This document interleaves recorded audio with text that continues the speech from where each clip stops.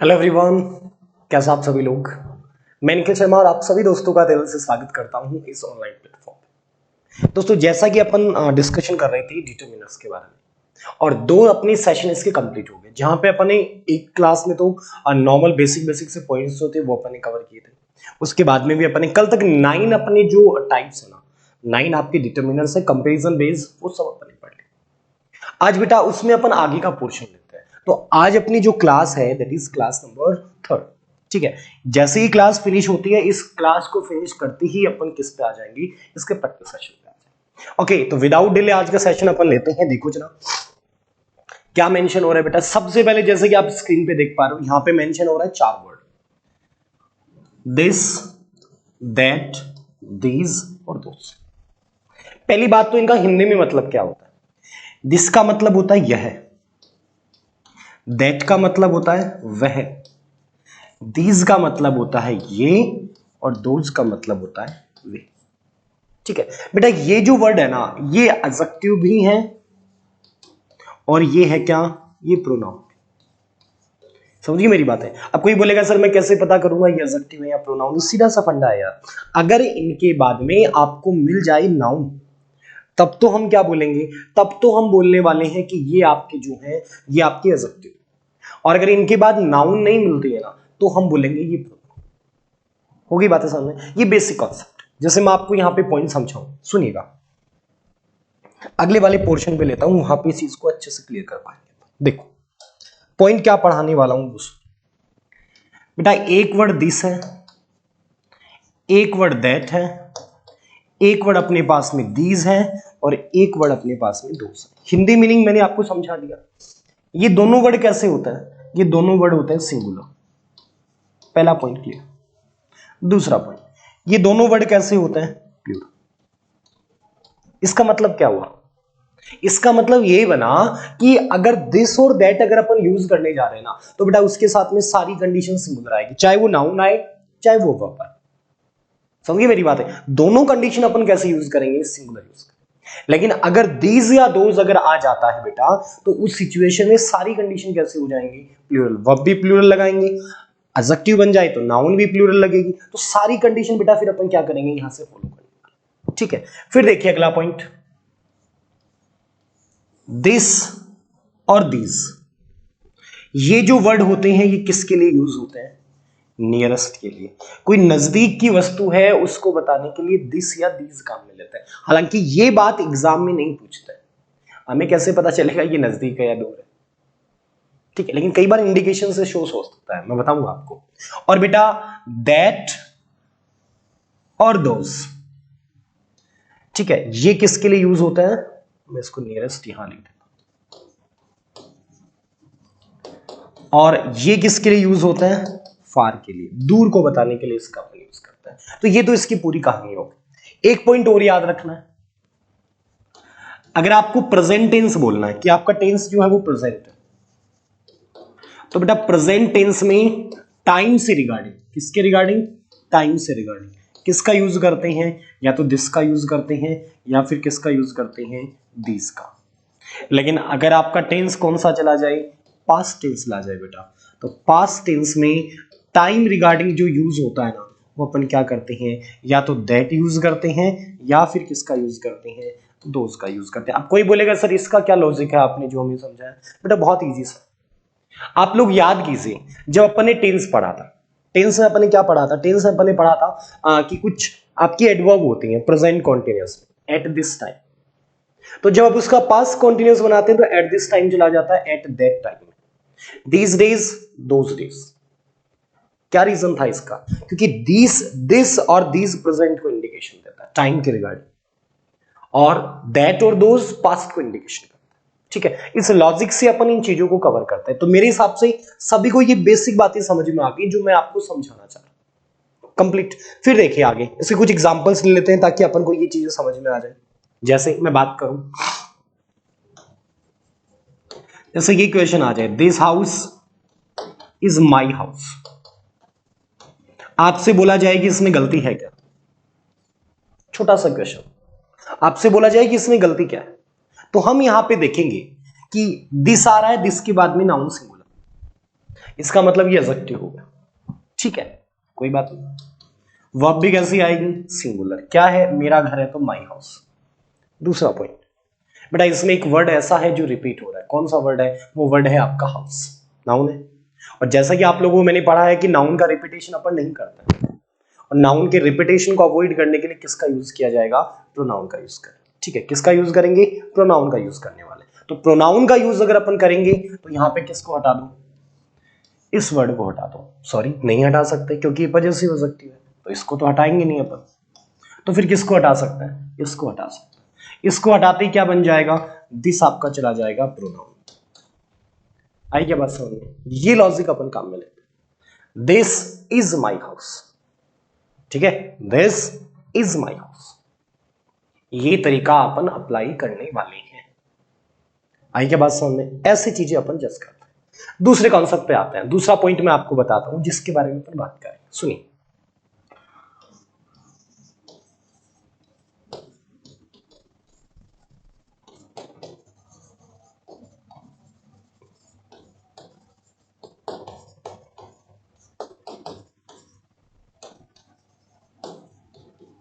ये क्वेश्चन है, आपसे बोला जाए कि इसमें गलती ढूंढी, क्या बनेगा। These student are very serious for the exam. ये जो स्टूडेंट है एग्जाम के लिए बहुत सीरियस है, क्या फॉल्ट बनने वाला।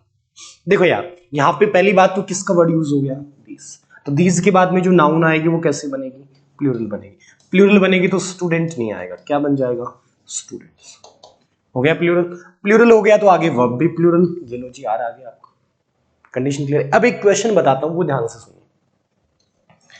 द एनजीओ, सुनना ध्यान से, लेवल का क्वेश्चन है, provides free daily meals to these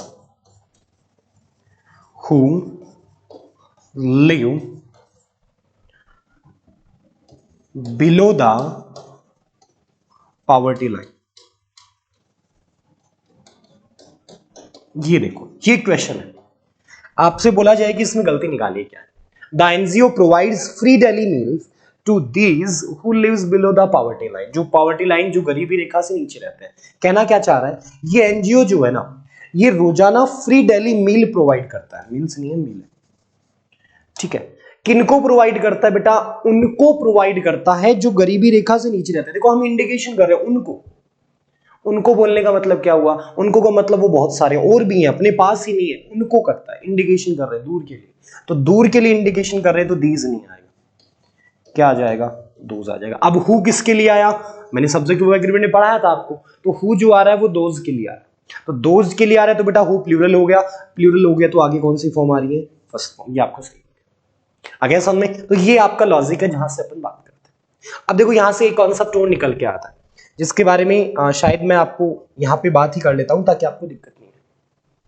सुना जरा, आगे भी मैं इसको समझाऊंगा लेकिन यहां पे ये कॉन्सेप्ट क्लियर हो जाएगा। बेटा एक डिग्री होती है जिसका नाम है कंपैरेटिव डिग्री। अब काफी सारे बच्चे बोलेंगे सर ये डिग्री होती क्या, कैसे बनती है।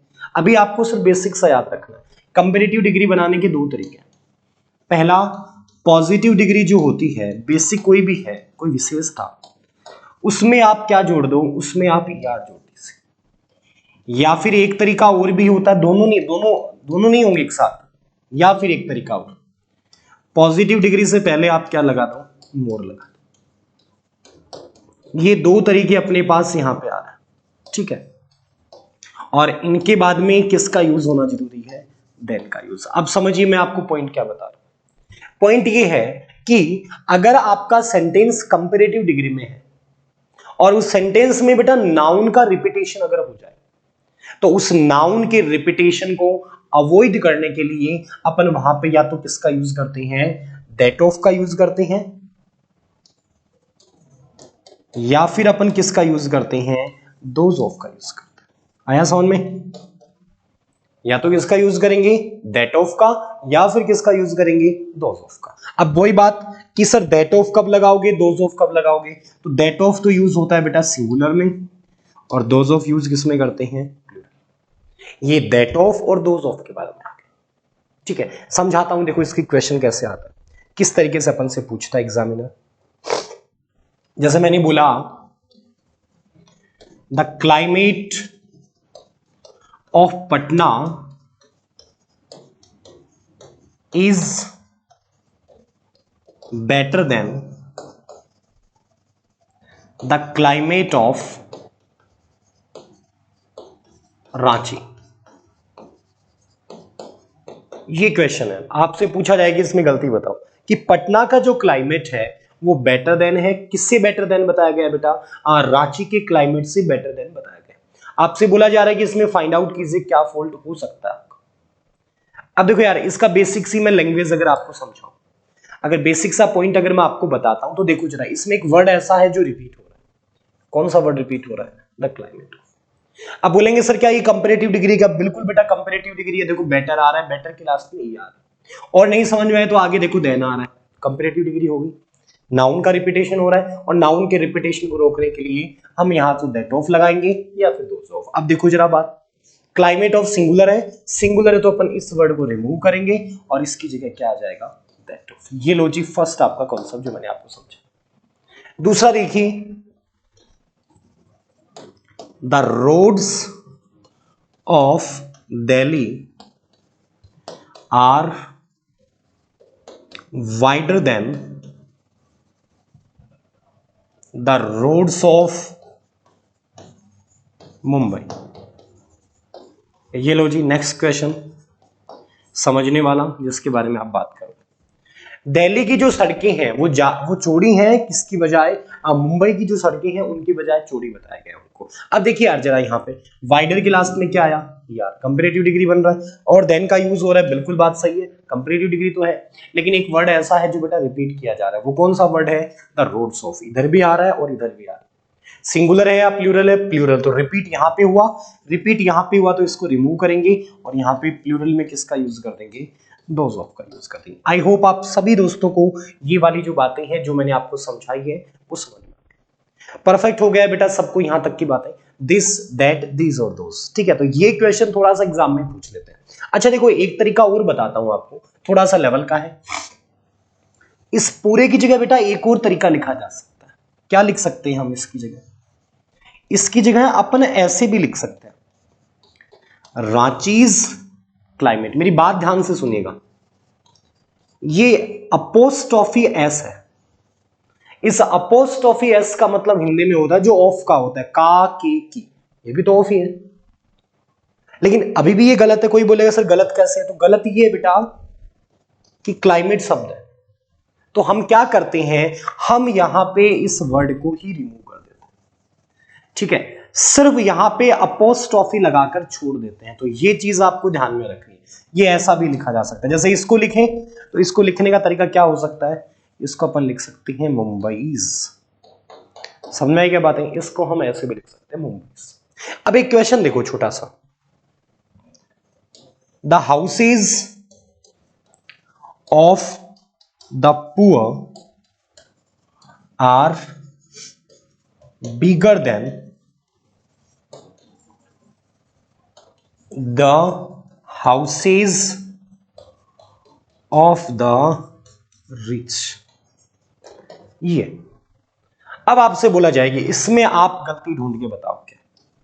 बेटा एक वर्ड रिपीट हो रहा है, सीधी सी बात है, कौन सा? The houses of. बिल्कुल यहां पे सही है। तो हम क्या करेंगे, उसको रिमूव करके दोज ऑफ यूज कर देंगे। दोज ऑफ यूज कर देंगे तो यार बेटा फिर भी गलत हो जाएगा। जैसे कोई बोले कि सर यहां पे दोज ऑफ लगा दो,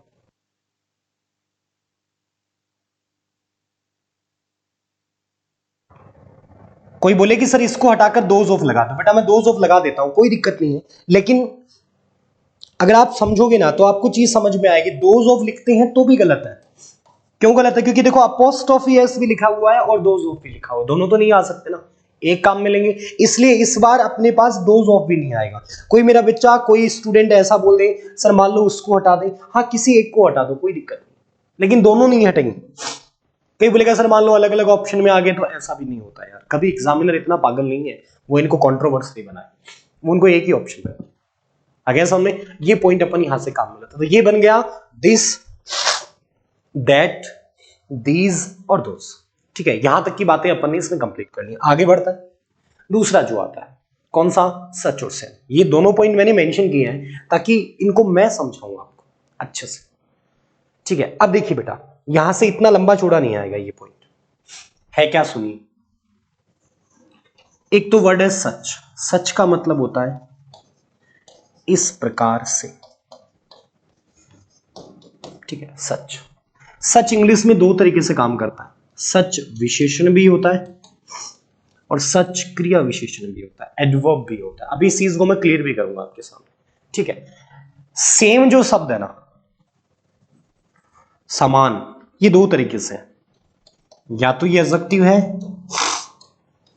या फिर ये क्या होता है, ये प्रोनाउन। सेम भी दो तरीके से काम करता है। पहले मैं आपको सच समझा देता हूं, सुनिए। सच का सामना, इसको अपन पढ़ते हैं सबसे पहले। देखो, सच शब्द है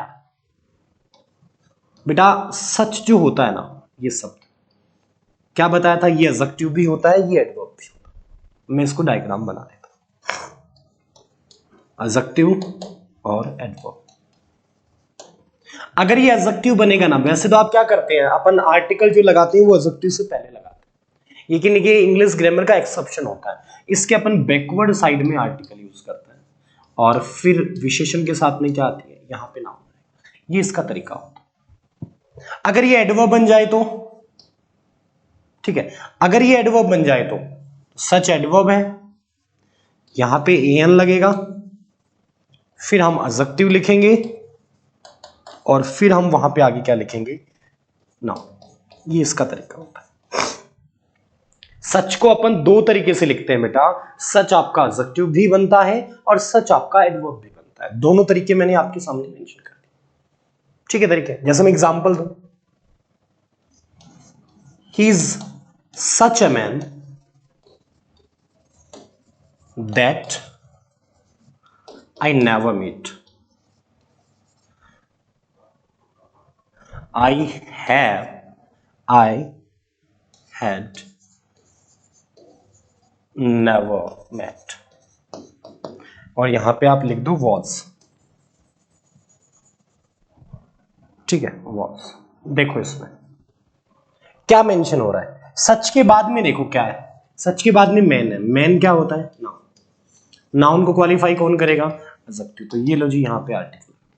सच यहां पे जो काम कर रहा है ना, वो एडजेक्टिव काम। ठीक है, बात है। आगे देखो जरा,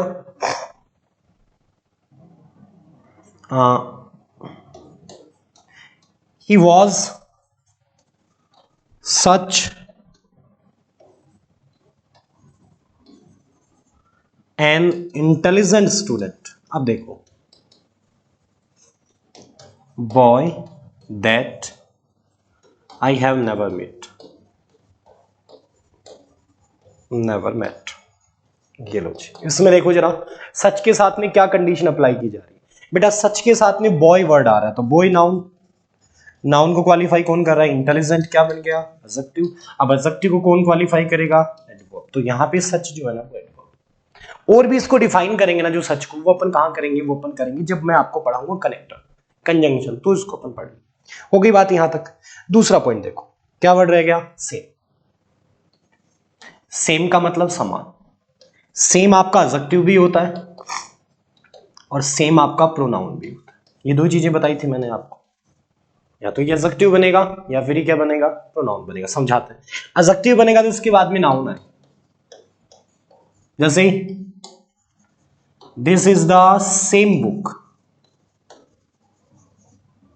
this is the same book as I have, ये उसी प्रकार की किताब है जैसे मेरे पास है। देखो जरा, द सेम के बाद क्या सब लिखा आ गया, बुक। तो बुक बेटा हो गया नाउन, नाउन को जो क्वालिफाई करता है वो एडजेक्टिव हो गया। आगे बस हो, ठीक है। 2 days ago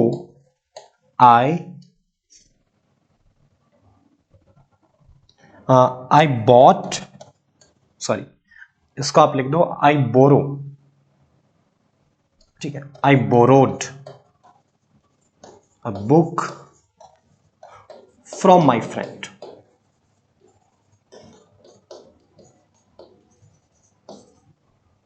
ठीक है, and I will return the same, it भी लिख सकते हो। नेक्स्ट वर्ड, ठीक है, वैसी ही सेम, अपन यहां पे सेम लिख सकते हैं क्या? बेटा ये कहना चाह रहा है कि 2 दिन पहले मैंने किताब जो है अपने दोस्त से उधार ली और मैं उसको लौटा दूंगा अगले महीने। किसे लौटा दूंगा? बुक को। बेटा द सेम नहीं लिख सकता है, किसका यूज करेंगे यहां पे? इट का यूज करेंगे। अब कोई बोलेगा सर कुछ अलग समझाओ इसी चीज को, इसी को मैं ऐसे लिख दूं,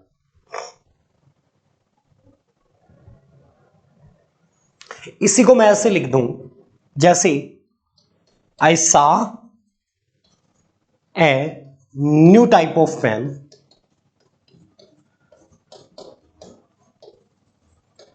in the class yesterday, ठीक है, and I wished I would buy the same next year। देखो इसको समझो आप, कहना क्या चाह रहा है कि मैंने एक नए प्रकार का पेन देखा क्लास में कल और मैंने विश किया उसी टाइम पे कि मैं ऐसा ही खरीदूंगा। बेटा इसे नहीं खरीद रहे हो आप, ऐसा ही, उसकी कॉपी, द सेम, ठीक है, वही सेम मैं अगले साल खरीदूंगा। तो इसमें देखो द सेम जो आ रहा है ना, ये किसके लिए आ रहा है? सेम आ रहा है बेटा पेन के लिए। पेन आपका नाउन है, यहां पर तो लिख नहीं सकते द सेम पेन, क्योंकि जैसे ही मैं लिखूंगा द सेम पेन तो नाउन रिपीट हो जाएगा, इसलिए यहां पे जो सेम वर्ड है ना वो आपका सब्जेक्ट हो गया, सॉरी, द सेम वर्ड जो आपका है वो आपका प्रोनाउन हो गया। शायद सभी दोस्तों को यहां तक की बातें समझ में आ गई हैं। दिस, दैट, दीज, दोज और सच और सेम के बारे में आपको समझा दिया। क्लियर? आगे बढ़ते हैं बेटा नेक्स्ट कॉन्सेप्ट की ओर। चलिए अब आते हैं नंबर 12 पे, order of numerical adjective. Numerical adjective का ऑर्डर क्या होता है? देखो समझाता हूं, पहले सुनिए, मैं ही आपको इस चीज को समझा दूं। बेटा 3 प्रकार के नंबर होता है, कौन से? ऑर्डिनल नंबर, ठीक है, कार्डिनल नंबर, और बेटा एक होते हैं मल्टीपल। यहां पे मैंने सिर्फ 2 ही लिखे हैं, लेकिन मैं आपको तीनों बताऊं, ordinal number, cardinal number, multiple number. Subject of agreement में भी ये बात बताई थी। ऑर्डिनल नंबर कौन से होते हैं? ऑर्डिनल नंबर अपन बोलते हैं 1 2 3 4, ये जो नंबर होते हैं ना ये ऑर्डिनल है, इसका समझाया भी था तरीका। कार्डिनल नंबर कौन से होता है? First, second, third, fourth, fifth, ये अपन बोलते हैं कार्डिनल नंबर। मल्टीपल कौन से होता है? मल्टीपल किसी चीज का गुना हो गया, जैसे single, double, triple, 4 folds, 5 folds, 5 times, 4 times, ऐसे बोल सकते। एग्जाम में क्वेश्चन क्या पूछता है? एग्जाम में क्वेश्चन ये पूछते हैं कि मान लो तीनों नंबर का यूज एक साथ हो जाए, तो लिखने का ऑर्डर क्या बनेगा? तो बेटा लिखने का इन तीनों का ऑर्डर बनेगा OCM। पहले ऑर्डिनल आएगा, फिर कार्डिनल आएगा, फिर मल्टीपल आएगा। जैसे मैं एग्जांपल दूं, the first 3 single runs were taken easily, ठीक है, किसके द्वारा? बाय, जैसे मैंने लिख दिया धोनी, ये मेंशन हो गया। क्या लिखा गया है? पहले जो 3 सिंगल रन है, क्या बोला गया? पहले 3 सिंगल रन। बेटा सिंगल बोलने का मतलब मल्टीपल, 3 बोलने का मतलब ऑर्डिनल, और फर्स्ट बोलने का मतलब कार्डिनल। सॉरी मैं क्या, फर्स्ट बोलने का मतलब कार्डिनल, यहां पे उल्टा लिख दिया मैंने इनको। ये कार्डिनल नंबर है, इनको कार्डिनल नंबर बोलता है, और इनको बोलते हैं ऑर्डिनल नंबर, ठीक है ना। तो फर्स्ट जो है वो आपका हो गया ऑर्डिनल, 3 जो है वो आपका हो गया कार्डिनल। तो तीनों को लिखने का जो तरीका बनेगा, that order is called OCM। पहले ऑर्डिनल, फिर कार्डिनल, फिर मल्टीपल। क्लियर हो गया सबको अच्छे से? अब इसके अंदर क्या बात बताई गई है वो सुन लीजिए।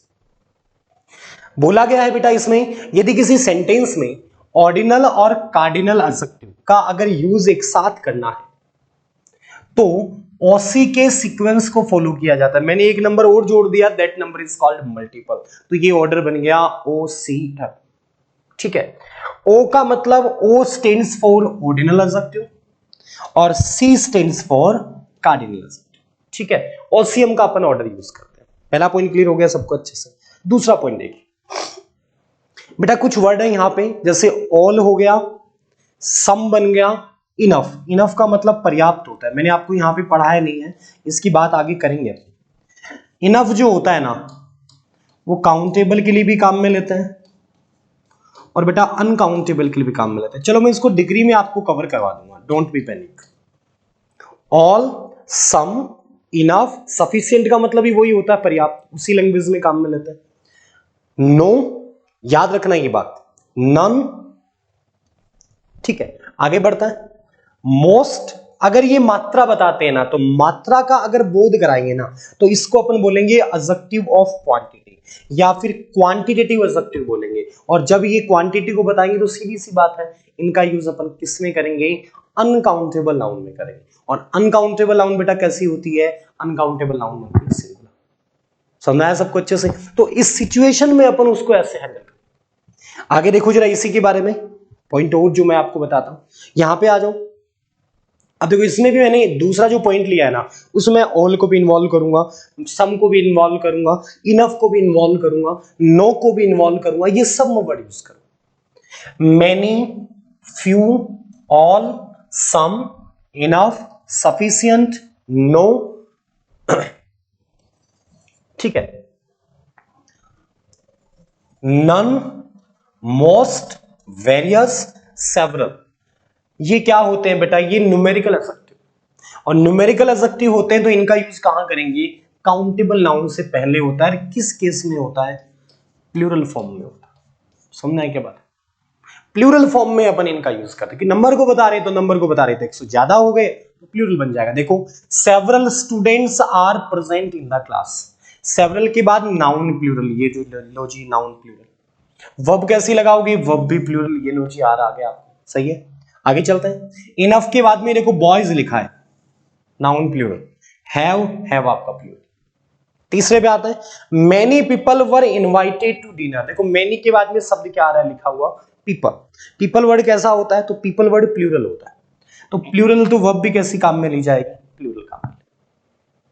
जन बात है, आगे चलते हैं बेटा इसी चीज में।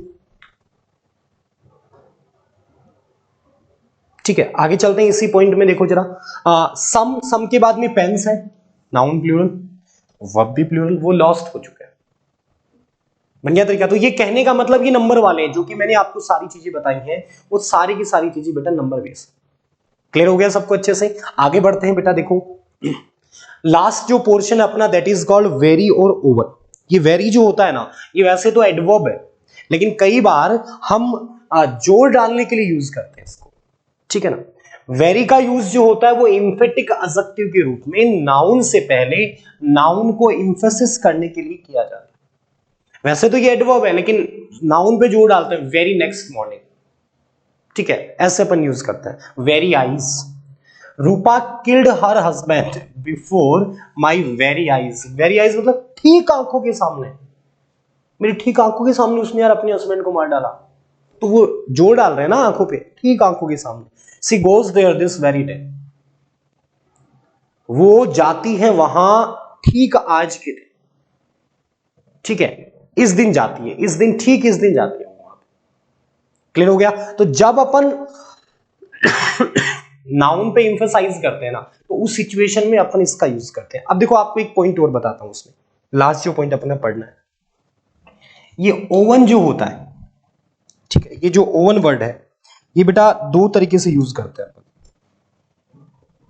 ओवन जो होता है वो बेटा एडजेक्टिव भी होता है, और ओवन जो होता है मतलब एम्फसाइज करने के लिए, और एक वर्ब भी होती है।